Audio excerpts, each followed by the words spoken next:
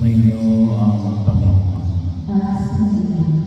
Ang mabuting balita ng Panginoon ayon kay San Juan.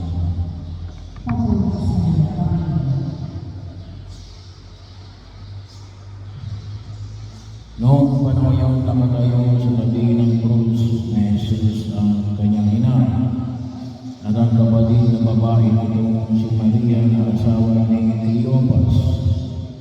Naroon din si Maria Magdalena.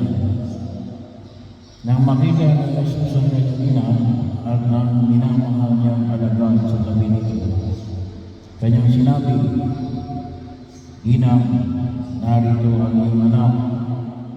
At sinabi sa alagad, "Narito ang iyong ina." Mula noon siya ay pinatira ng alagad na ito sa kanyang bahay.